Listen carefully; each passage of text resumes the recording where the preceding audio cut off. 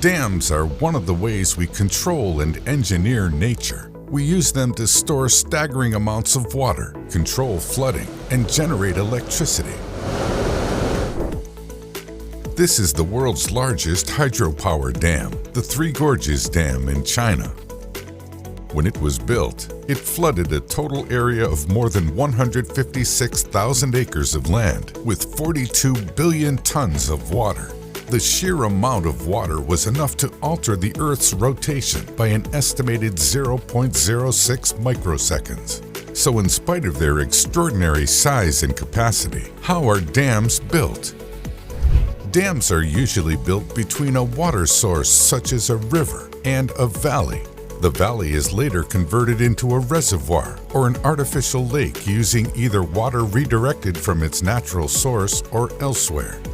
Rivers are diverted using tunnels along the side of the dam or its foundations.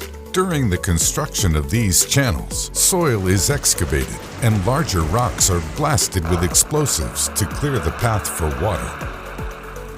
For dams built across large flowing rivers, simply constructing channels to divert the water supply won't be enough.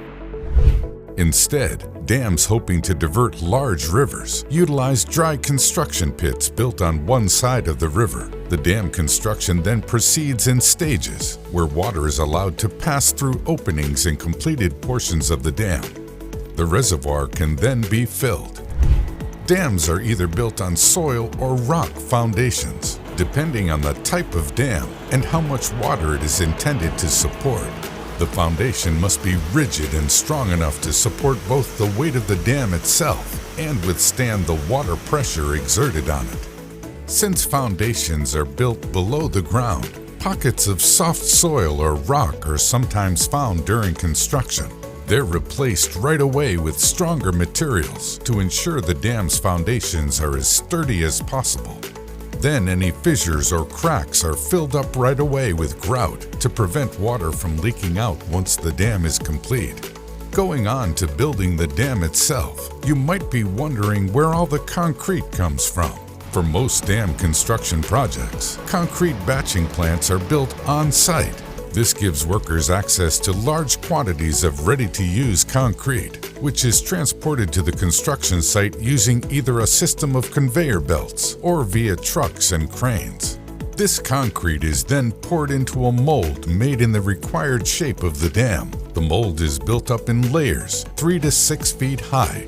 After the dam is built, its reservoir can then be properly filled up. It can take several years for the process to happen either naturally or with the help of pumping units. At this point, the water level behind the dam must not be at operational levels. The dam has to be tested first. Once construction is complete, engineers use the first filling as an opportunity to test the dam and see if it will hold. They closely monitor the filling to look for any deficiencies in the dam's design or construction and safely address them. Inspectors check for signs of seepage, cracking, or erosion. Repairs can be made to get the dam performing to its intended capacity. Dams are split into two categories, low hazard and high hazard. This refers to the amount of damage it would inflict on its immediate surroundings if the dam fails.